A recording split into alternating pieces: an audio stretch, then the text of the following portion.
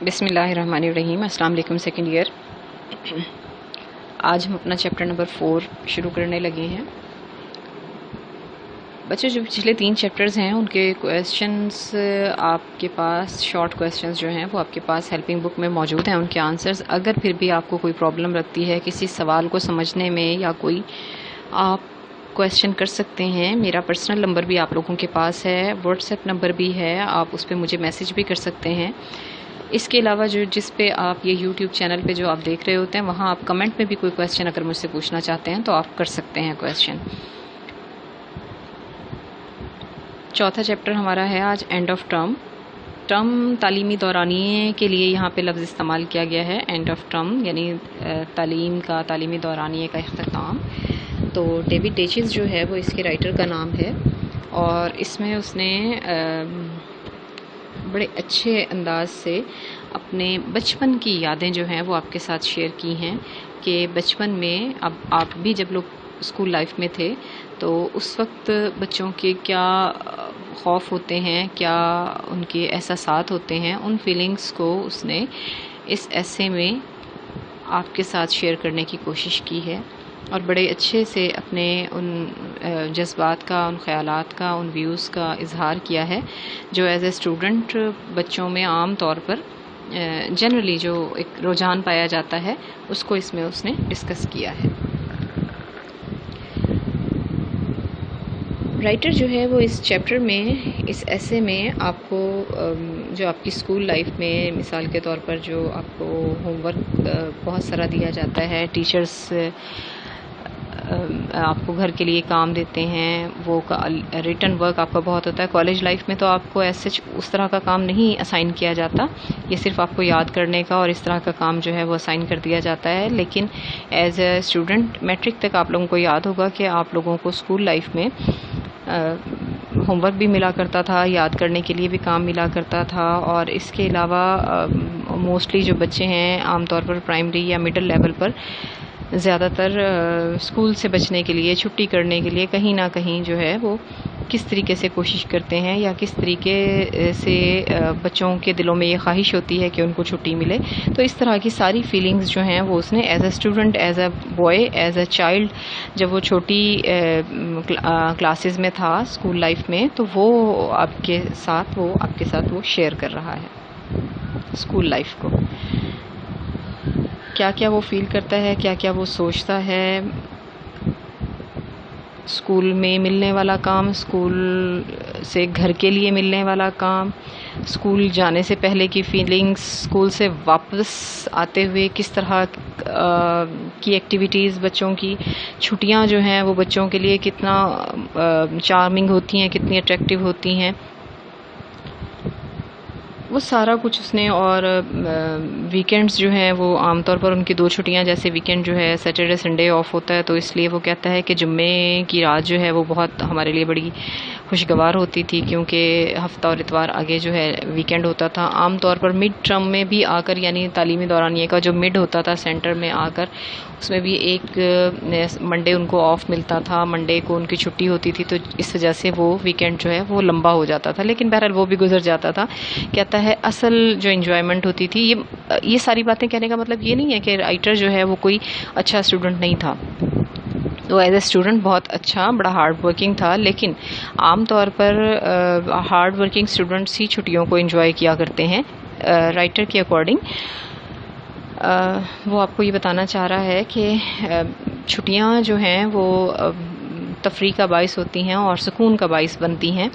जब वो as a student था तो कहता है कि बाकी सारी छुट्टियां कभी वीकेंड पे, या कभी हमें किसी क्राइसिस की वजह से, या किसी खुशी की वजह से, या कभी किसी प्रॉब्लम की वजह से 1-2 घंटे का ऑफ भी मिल जाता था। कभी कभार फुटबॉल मैच देखने के लिए भी हमें छुट्टी दे दी जाती थी, या 1-2 घंटे पहले जो है वो ये सारी चीज़ें बड़ी अट्रैक्टिव लगती थी और बड़ी खुशगवार महसूस होती थी। लेकिन कहता है जो मज़ा ईस्टर की छुट्टियों का था या क्रिसमस की छुट्टियों का होता था, तो कहता है, या गर्मियों की छुट्टियों का, जो 2 माह की छुट्टियां होती हैं, ان کا جو مزہ ہوتا تھا وہ کسی اور چھٹی میں وہ کہتا ہے ہمیں نہیں ملتا تھا. اوبویسلی بچوں کے لیے اور اسکول لائف میں عام طور پر بچوں کے لیے سب سے زیادہ خوشگوار موقع وہی ہوتا ہے جب بچوں کے پاس بہت ساری چھٹیاں ہوتی ہیں. تو بچوں آج اس کو ہم پیج نمبر 21 جو ہے اس کا تھوڑا سا شروع کر لیتے ہیں. David teaches and of term. I believe a school teacher wrote a book some years ago with title Friday Thank God. I believe مجھے یقین ہے, میں نے دیکھا a school teacher, مجھے اس بات پر یقین ہے جب ایک اسکول ٹیچر نے wrote a book, ایک کتاب لکھی some years ago, کچھ سال پہلے, with title, جس کا نام Friday Thank God, شکر ہے جمعہ آیا. Friday Thank God اس عنوان کے ساتھ ایک اسکول ٹیچر نے جب یہ کتاب لکھی تو مجھے یقین تھا یا میری ہی دل کی عکاسی ہوئی. That phrase expresses perfectly my attitude to the arrival of the weekend during term time when I was a school boy.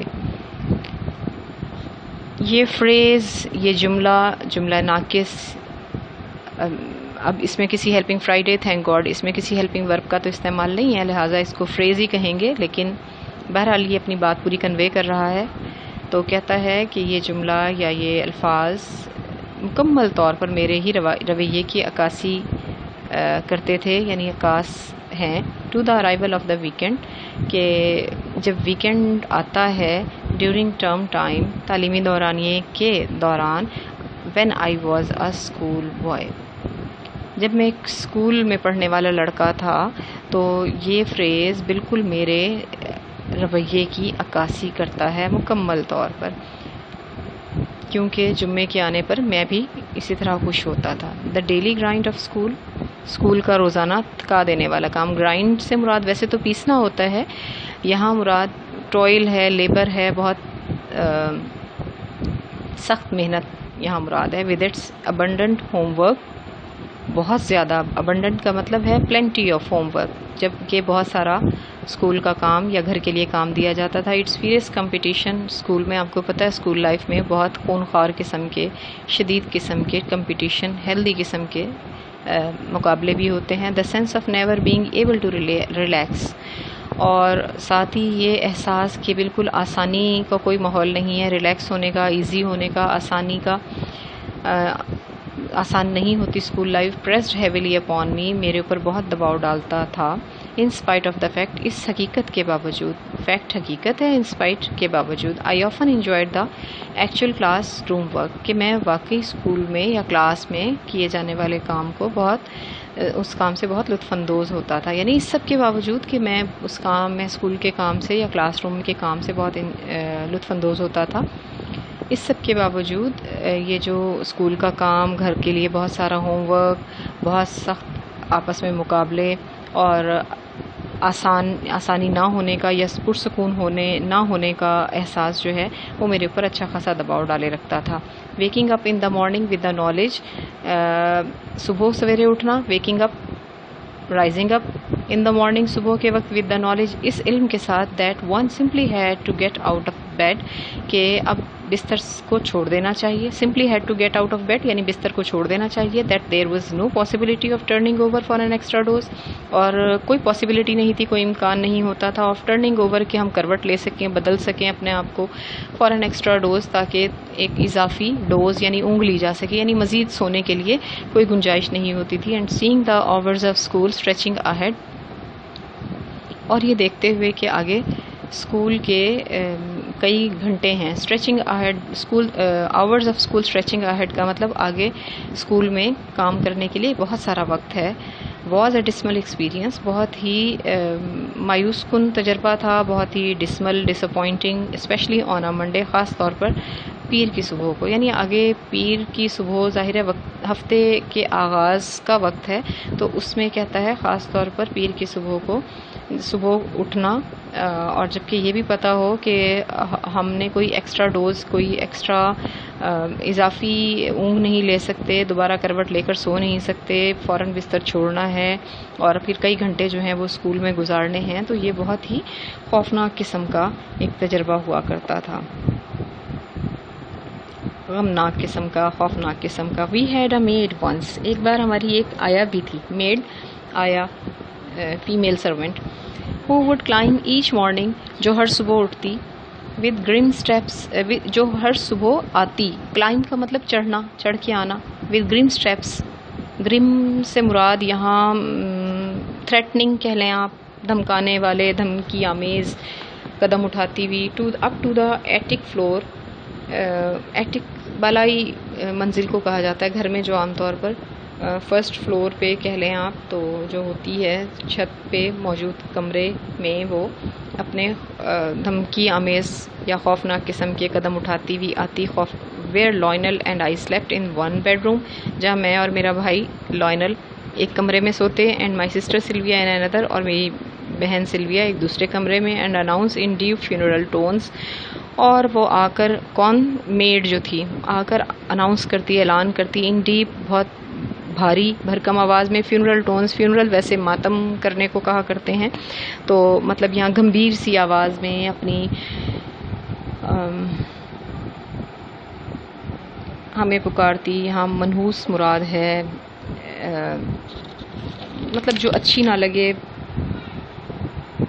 مورنفل، افسردہ قسم کی، گلومی قسم کی جو آواز تھی، اس میں آ کر وہ، یعنی ہمیں اچھی نہیں لگتی تھی اس کی آواز، تو اس میں آ کے گمبھیر آواز میں وہ آ کر آواز ہمیں کہتی. Lionel David Sylvia time, Lionel David Sylvia اٹھنے کا وقت ہو گیا ہے. I used to lie waiting for that ominous tread on the uncarpeted attic stairs. I used to lie, میں لیٹا رہتا تھا. Waiting for that ominous tread، کہ میں اس کے ان خوفناک قدموں کی آواز سن سکوں. آن دا انکارپیٹڈ ایٹک اسٹیئرس، انکارپیٹڈ بغیر قالین کے، ایٹک اسٹیئرس بالائی منزل پہ آنے والی سیڑھیوں پر بغیر قالین کے جو تھیں، تو میں وہاں ان سیڑھیوں پر اس کے خوفناک قدم رکھنے کی آواز سنتا. ٹریڈ کا مطلب walk. And the voice of it heralded sounded in my ears like a summon to damnation، اور اس کی آواز heralded sounded in my ears، مجھے ایسے اپنے کانوں میں لگتی تھی like a summons to damnation، جیسے کوئی دوزخ کا بلاوا آ گیا. اور summons کا مطلب ہوتا ہے call for، یعنی بلاوا، اور آرڈر آ گیا ہو، حکم آ گیا ہو. ڈیمنیشن تباہی کا، تباہی کی طرف بلانے کے لیے ہمیں آ گئی ہو، پنشمنٹ کے لیے، سزا کے لیے. ہیرلڈ کا مطلب ہوتا ہے پروکلیم، اناؤنس. تو کہتا ہے کہ اس کی آواز جو ہے ایسے لگتی تھی جیسے وہ کسی سزا کے لیے بلانے آئی ہو، یا اس کی آواز مجھے دوزخ کا بلاوا لگتی تھی. The anticipation was always worse than the reality.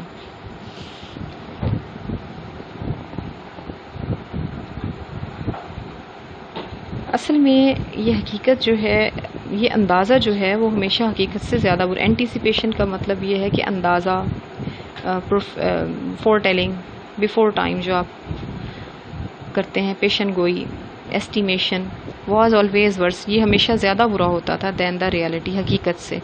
یعنی پہلے سے ہی اوور تھنک جب بندہ کرتا ہے، زیادہ سوچتا رہتا ہے، تو وہ زیادہ خوفناک بات ہوتی ہے. I don't remember ever being specially unhappy in class, مجھے نہیں یاد پڑتا. آئی ڈونٹ ریمبر، مجھے یہ بات یاد نہیں. Ever being specially unhappy in class, کہ میں خاص طور پر کبھی کلاس میں، کمرہ جماعت میں بہت ناخوش رہا ہوں. But the oppressive weight of the knowledge of a full day's school I had remained a characteristic sensation of my childhood and disappeared only after I had left school and entered the university, where the smaller number of classes to be attended and the freedom of the student to come and go meant a completely new kind of academic world.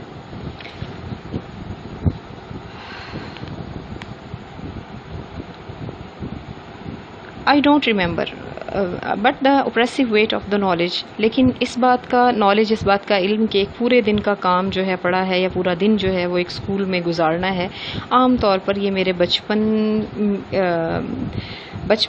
میں یہ بہت ہی تھکا دینے والا مجھے احساس تھا. Characteristic sensation of my childhood, اور یہ میرے بچپن کا ایک بہت تھکا دینے والا اوپریسو ویٹ، بہت ظلم والی بات لگتی تھی مجھے. یہ بہت بڑی بات، بہت خوفناک بات لگتی تھی مجھے.